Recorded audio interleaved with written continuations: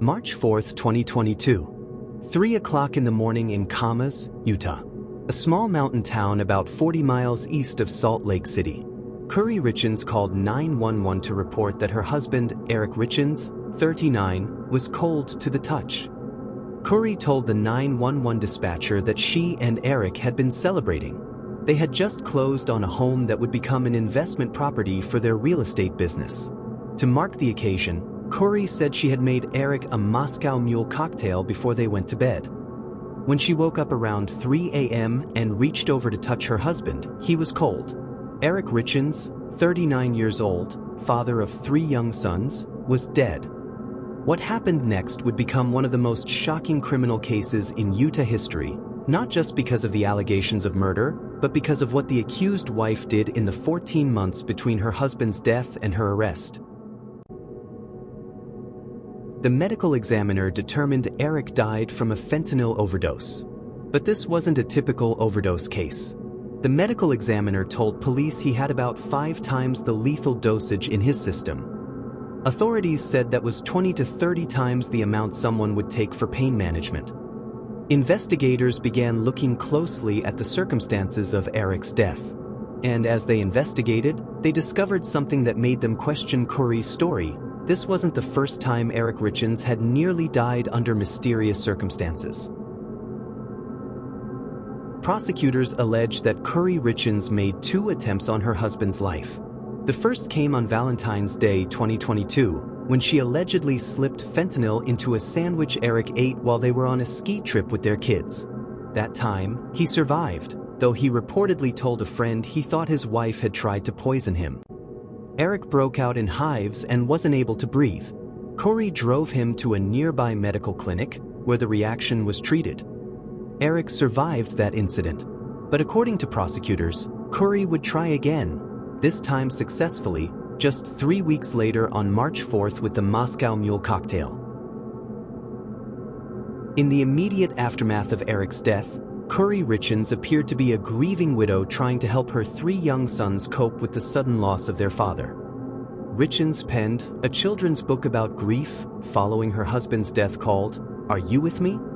It was published in March 2023, about a year after Eric's death. The book was marketed as a way to help children deal with grief and loss. It featured illustrations of a mother and her children remembering their father. Kouri appeared with her sons in promotional materials. The mother of 3 went on local TV to promote the book.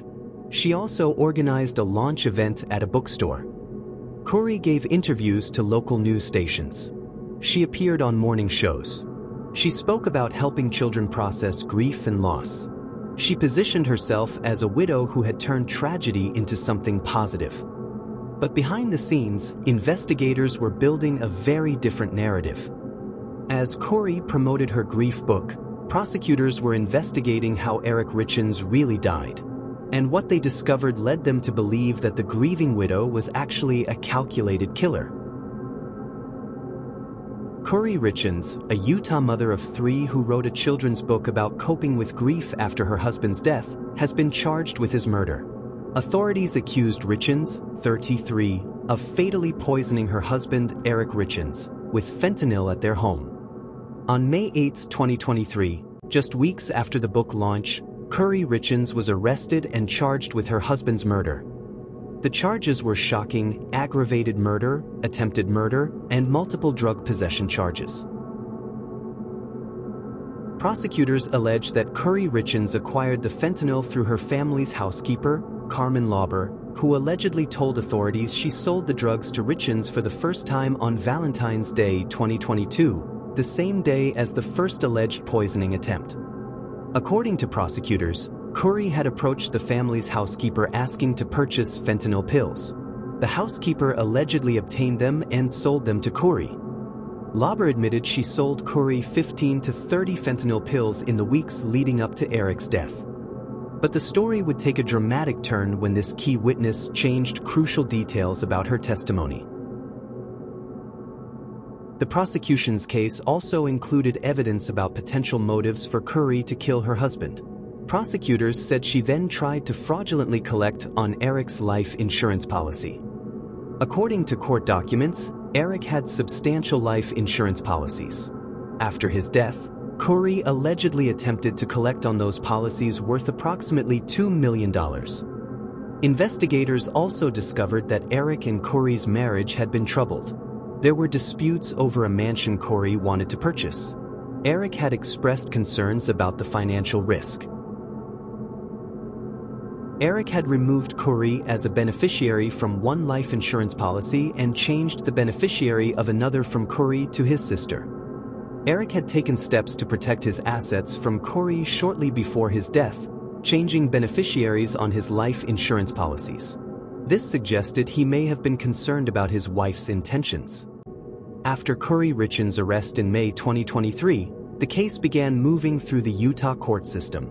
Richins pleaded not guilty to the charges in Summit County Court in September. Kouri maintained her innocence. Through her attorneys, she denied any involvement in her husband's death and claimed the evidence against her was circumstantial and unreliable. Richins was also charged with mortgage fraud and forgery as prosecutors allege she forged her late husband Eric's signature on a $250,000 home equity line of credit application about 5 weeks after his death. The additional charges painted a picture of financial desperation and alleged criminal behavior following Eric's death. Prosecutors claimed Kouri had forged Eric's signature to obtain money from their home equity just weeks after he died. Prosecutors allege Richins also used proceeds from the fraudulent home equity line to purchase a 6,000-square-foot home in rural Utah. The very mansion that Eric had opposed purchasing, the one that had caused marital conflict, was allegedly bought by Kouri using fraudulently obtained money after his death. As the case proceeded toward trial, a bombshell development threatened to undermine the prosecution's entire case. The man whom prosecutors say sold Kouri Richins the fentanyl that police believe she used to kill her husband has changed his story. At a court hearing in August, prosecutors acknowledged that the man now says he never sold fentanyl, only oxycodone, a much less dangerous opioid. This was a critical development. If the man who allegedly sold the fentanyl to the housekeeper now says he never sold fentanyl at all, only oxycodone, then how did Kouri obtain the drugs that killed Eric? The man, identified only as Seal in court filings, now says he only ever sold oxycodone pills to Lauber. Defense attorney wants text messages from Lauber's phone that were deleted after prosecutors got a search warrant for it, on the grounds they could bolster the new claims. The defense seized on this testimony change, arguing that deleted text messages from the housekeeper's phone might prove Kouri's innocence. If those texts show that only oxycodone, not fentanyl, was being sold, then the entire prosecution theory falls apart. The question of what drugs were actually sold, and when, became a central battleground in the case.